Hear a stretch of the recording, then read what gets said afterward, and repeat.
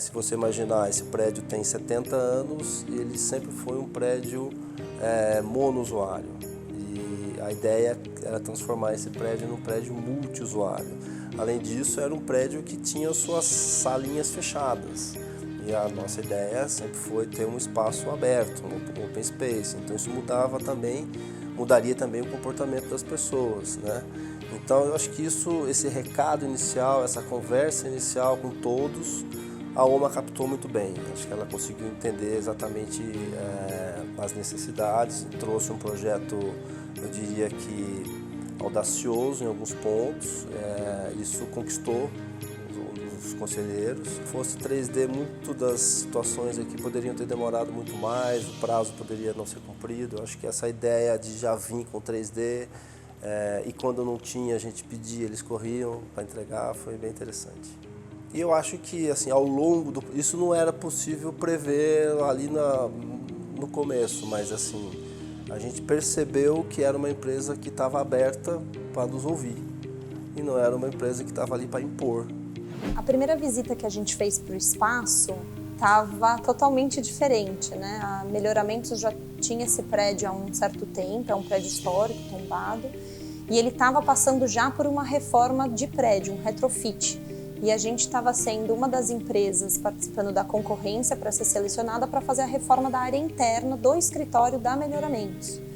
Então, logo de cara, a gente já viu um primeiro desafio, que era conseguir trabalhar dentro de um espaço que ainda não estava pronto, que ainda não estava 100% definido, que estava passando por uma reforma, e a gente fazer o nosso projeto dentro desse espaço simultâneo, inclusive com uma outra construtora que estava atuando no ambiente. E um dos pontos que foi salientado muito durante esse briefing, que eu captei como fundamental, era como a gente conseguia fazer um projeto que tivesse um ar moderno, que mostrasse, né, o 2018 que a gente estava na época, só que sem perder toda a tradição, sem perder toda a história que era Melhoramentos. Então, existia o desafio de achar esse equilíbrio entre o moderno e o tradicional, entre o novo e a história, né? E aí, na hora de elaborar o projeto, eu adotei algumas coisas que, às vezes, em feeling, não é nem tão material, mas é o que o ambiente proporciona, você chega nesse equilíbrio. Logo em seguida, em termos de projeto, fui para a área da biblioteca. A Melhoramentos destacou alguns móveis que eles tinham em acervo que a gente precisava colocar no projeto, isso já veio deles. A biblioteca, a chapelaria e a mesa da reunião do conselho foram um deles. Então, só pelo fato deles quererem trazer um móvel de acervo que já está não sei quantos anos na empresa, eu entendi que também era um ponto de destaque, um ponto de atenção, que era algo que eles queriam mostrar para os visitantes, e os colaboradores precisava estar uma posição de destaque. Então, a biblioteca e a chapelaria também vieram para a área de recepção, junto com a sala de conselho. Então, logo que o visitante entra no espaço, ele se depara com esse espaço que a gente está, que é o de biblioteca. O projeto do terceiro pavimento, a primeira coisa que chama aos olhos quando você chega lá é o telhado, que ele está aparente, você vê as treliças, então é diferente, você não vê uma laje de concreto. Então, para mim, aquilo tinha que ser destaque, né? Tinha que deixar realmente exposto. E no projeto do retrofit já até tinha previsto algumas luminárias para mostrar essa treliça. E o espaço que a Melhoramentos estava pedindo para o terceiro pavimento era uma área grande de eventos que poderia receber qualquer tipo de evento ou de exposição. Então, a gente teve que desenvolver um projeto em termos estéticos e em termos de instalações que tivesse flexibilidade, né? Porque vai chegar equipes diferentes que vão fazer exposições diferentes. Então, as cores que a gente utilizou foram bastante neutras e, ao mesmo tempo, linkada com o segundo pavimento. Então, a gente não podia também ter uma perda de identidade de empresa, identidade visual. Então, a gente seguiu com um piso vinílico de concreto, com as colunas em cimento queimado, o tijolinho que acontece em toda a fachada do prédio, que não existia antes, a fachada interna, né?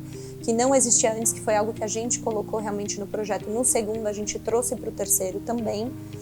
E para a gente não perder as treliças, o telhado aparente, a gente criou uma malha de perfilados de iluminação, que a ideia é que você tenha facilidade de instalações dos spots de iluminação ou das infras de elétrica, você pudesse circular por essa malha para levar até o centro de exposição que você ia ter. Então a gente trouxe a flexibilidade dessa forma no espaço. E no terceiro a gente tinha outros 2 espaços que deveriam ser fechados e enclausurados, um que seria dedicado para um auditório e outro para uma sala multiuso, que também, apesar de um ser auditório, ele poderia receber também diferentes tipos de eventos. Pode ser uma leitura de um livro, pode ser uma apresentação de voz e violão, pode ser uma apresentação de banda, pode ser uma palestra. Então isso tem também um desafio de como fazer o espaço, a acústicas e as instalações. Nestes 2 espaços, tanto de auditório e multiuso, houve um investimento maior na parte tecnológica mesmo. Então, a gente tem uma tela que não é uma projeção tradicional que a gente está acostumado a ver. Ela é uma projeção de curta distância, né? O projetor ele fica logo acima da tela e a tela ela é interativa. Então, ao mesmo tempo que você está projetando, você consegue fazer anotações na tela, você consegue separar em duas telas, em 2 visões diferentes, como se fossem um iPad. Em vez de ser touch, você utiliza de uma caneta que você faz essas anotações.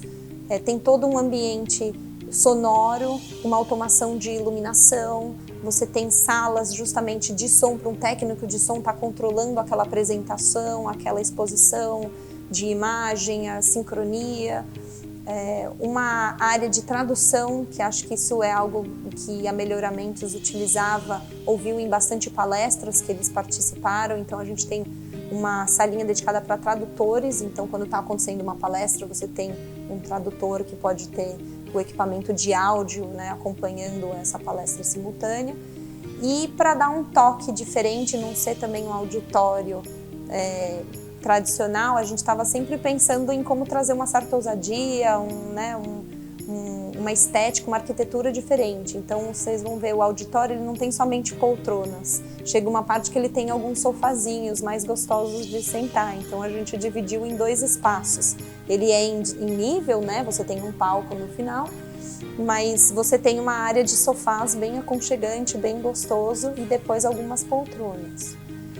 A sala multiuso, ela também tem essa tecnologia como auditório, porém mais focada para palestras corporativas, para eventos corporativos, não tão eventos sonoros, teatro, mas sim algo mais tradicional em si. Então lá a gente tem realmente uma instalação mais comum, com forro modular, iluminações de LED, carpete, a projeção interativa a gente também replicou nesse espaço, só que o diferencial é que a gente tem mesas e cadeiras que são componíveis, então a ideia é que você formule o espaço que você precisa. Então você pega as mesas, você pode formar grupinhos, você pode formar pode formar uma grande reunião, então quem for utilizar esse espaço monta conforme a sua necessidade. Então o terceiro andar ele é basicamente um grande espaço multiuso, tem alguns focos, um é mais área de exposição, um é mais área de eventos e um é uma área mais de palestras, mas com diversas flexibilidades e multifunções que a gente precisava tentar deixar esse espaço para um futuro usuário que não era só melhoramentos, pode ser alguém que está querendo alugar o espaço, inclusive, e que a gente ainda não sabe qual é a necessidade. Então, a gente tentou deixar o máximo flexível para essas instalações nesses espaços.